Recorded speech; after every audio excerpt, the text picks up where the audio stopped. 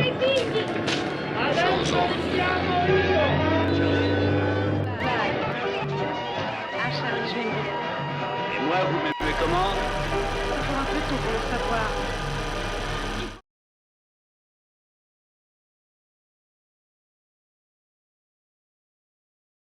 Hola, hoy hablaremos de la película Mr. Arkadin o Reporte Confidencial, dirigida por Orson Welles. Orson Welles, un cineasta proveniente de otras artes, como hemos visto en otros casos, en el suyo del teatro y del radioteatro en particular.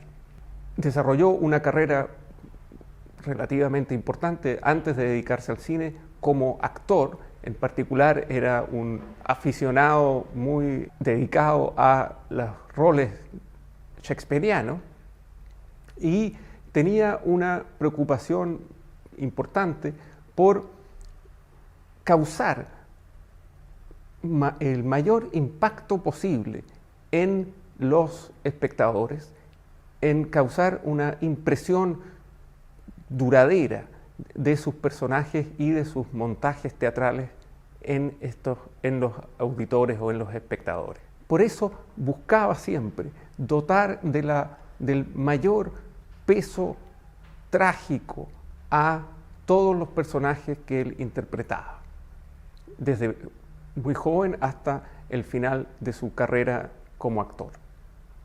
E intentó llevar esa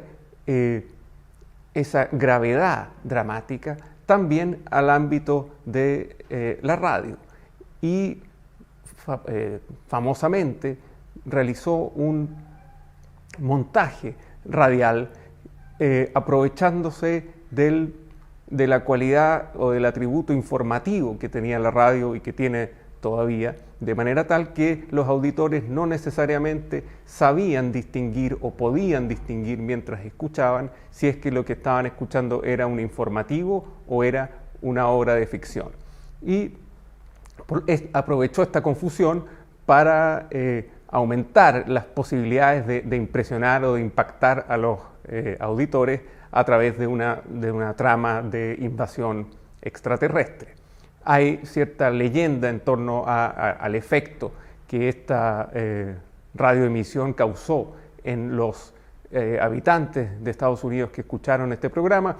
No hay claridad exactamente respecto de cuán profundamente impactó esto en verdad, pero de todas maneras el diseño para causar el mayor impacto posible, aprovechándose de esta naturaleza doble de la radio, que es la diversión por un lado y la información al mismo tiempo, es que avanzó o trasladó sus trabajos teatrales al ámbito del radioteatro. Fue gracias al impacto y al éxito que tuvo este programa que llegó al cine Orson Welles. Él venía con toda esta carga teatral y desconocía completamente los recursos propios de la cinematografía. Tanto así que se le ocurrían innumerables cosas que eran muy poco factibles con las cámaras y los tipos de desplazamiento que eran posibles de hacer en ese momento. Estamos hablando de comienzos de los años 40.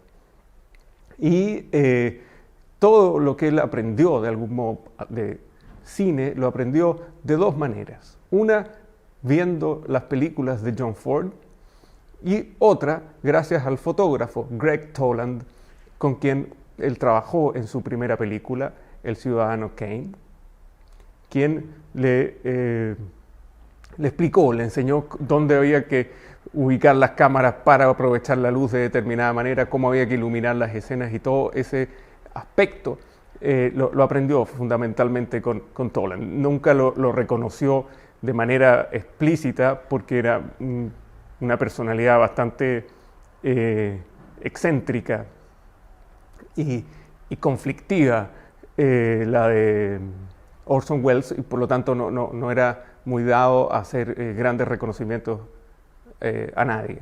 En la película Mr. Arkadin toma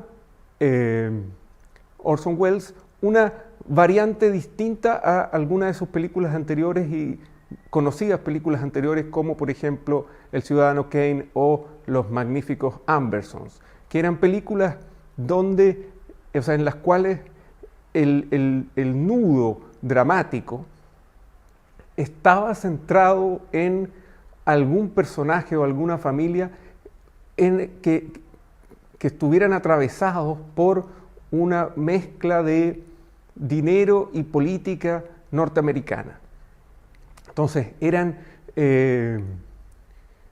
casos imaginarios o relativamente, o que tenían alguna referencia real, pero imaginarios finalmente, que concentraban un problema, llamémoslo, de historia norteamericana.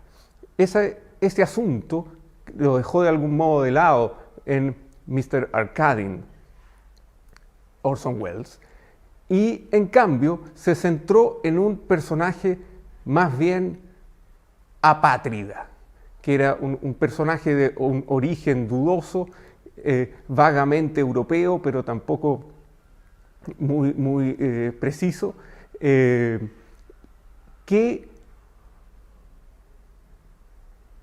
fundamentalmente contrata a alguien para que averigüe su propio pasado. Esa es la premisa curiosa de la película. Es decir, Mr. Arkadin confiesa que su más antiguo recuerdo es haber aparecido en una plaza con un montón de dinero. Entonces contrata a un investigador para que averigüe cuál es su pasado. La trama es bastante compleja, involucra a un conjunto de personajes bastante excéntricos, que son los que tienen alguna noticia del pasado de Mr. Arkadin. Este personaje tiene además la peculiaridad de poseer un enorme, digámoslo, secreto. Es decir, ese pasado oscuro es un pasado secreto. Pronto descubrimos en la trama, o sea, no tan pronto, pero entrada la película descubrimos que es una estafa lo que le está haciendo, porque él en verdad sabe cuál es su pasado y lo que quiere es borrarlo. Y por lo mismo va detrás del investigador, terminando con la vida de aquellos que algo saben de su pasado. Si bien la trama se enfoca en un personaje y en una característica distinta a las películas anteriores de Welles, tiene algunos elementos bastante parecidos, que son característicos del estilo visual de Welles. Lo primero es la saturación o abundancia de elementos visuales dentro de la imagen. Así como hemos visto en algunos casos que hay secuencias o imágenes donde la cantidad de elementos es menor, es casi desierta, o que están distribuidos de manera armónica. Bueno, muchas veces en el cine de Welles lo que hay es una saturación de elementos visuales, de hitos visuales en la imagen. Tal vez dentro de esta película el momento donde eso sea más explícitamente notorio es en el carnaval, en el desfile de máscaras en España, que aparece en algún momento de la película. Luego hay un segundo elemento que es la fuerte herencia de la fotografía expresionista alemana en su visualidad. Es decir, el uso de contrastes muy marcados, el uso de sombras para narrar, son elementos propios del expresionismo alemán que Welles va a tomar y adoptar directamente.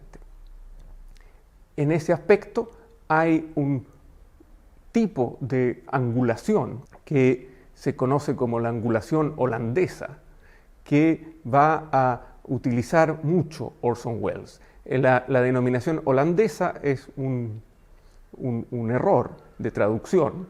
En verdad se refiere a una angulación alemana, pero mal traducida en Estados Unidos por holandesa. Deutsche fue traducido por Dutch, ese fue el error, y se le llamó holandesa. Entonces, ¿en qué consiste esta angulación? En que la línea de base del cuadro de la imagen no sea paralela a la línea de base del horizonte. Ese es cuando se altera esa relación, se entra en lo que se denomina el plano holandés. Y Orson Welles va a ser uno de los cineastas que más va a utilizar este plano, mucho más que los expresionistas alemanes que lo habían de algún modo inventado. Por lo mismo, si uno retoma, por ejemplo, en la película Mr. Arkadin, la primera secuencia en la que ocurre en el puerto de Nápoles, en la cual un personaje va siguiendo a otro, vamos a encontrar angulación holandesa y narración a través de contrastes y sombras, es decir, van a ser planos característicamente expresionistas los que vamos a ver en esa parte. Tenían para Welles las sombras una connotación semejante a la que tenían también para él mismo, y en distintos momentos de esta y otras películas lo podemos ver, una connotación que junto con los espejos, los vidrios y los reflejos y las sombras, todos esos elementos, tenían la idea de que había una cierta ilusión e inmaterialidad de lo que se estaba mostrando. Es decir, no podíamos saber, eso era a lo que él apuntaba, una cierta incertidumbre, es decir, no podemos saber dónde están las cosas reales, porque de ellas solo conocemos sombras, reflejos, brillos o destellos y nada más. Entonces confundimos permanentemente las cosas reales con las cosas ilusorias. Cuestión que tiene su emblema mayor no en esta película, sino en La Dama de Shanghái, en la secuencia final de los espejos. Bien, entonces, en esta película, Orson Welles retoma todo su caudal visual, todos los elementos visuales que él había desarrollado y los pone al servicio de un relato de un personaje oscuro y misterioso, acerca del cual se realiza una investigación. Eso le da a esta película el carácter de una indagación detectivesca, en que van entrevistando a distintos personajes justamente para construir la historia del señor Arkadin. La historia del señor Arkadin proviene de un programa radial que tenía Orson Welles, en el que retomó un personaje que él mismo había interpretado años antes, que era el personaje de Harry Lime en la película El tercer hombre. Entonces, que era un personaje también muy oscuro y marginal. Entonces las historias de Harry Lime eran las que él hizo un programa de radio al respecto, y algunas de esas historias son las que se fusionaron en este Mr. Arkadin. Bien, entonces en la película Mr. Arkadin, centrado en este personaje, van a encontrar no solo una trama de indagación, sino también una exhibición de los distintos elementos visuales característicos de Orson Welles. Hay otros planos, por ejemplo, uno bastante tradicional en que va caminando debajo de un viaducto en España, hacen unos contrastes, unas modificaciones de las dimensiones, de las relaciones de tamaño entre las personas y las cosas, la importancia que las personas cobran dentro de planos más grandes. Todo eso está constantemente puesto en juego en esta película y en general en el cine de Welles. Y es, en último término, la película más característica acerca de la indagación en el misterio, digámoslo, o el secreto de la identidad. Es decir, cada vez que nos preguntamos quién es alguien, en último término estamos haciendo la misma pregunta que se hace Mr. Arkadin, ya sea fingiendo o de veras. Así que los invito a ver Mr. Arkadin y fijarse en estos puntos.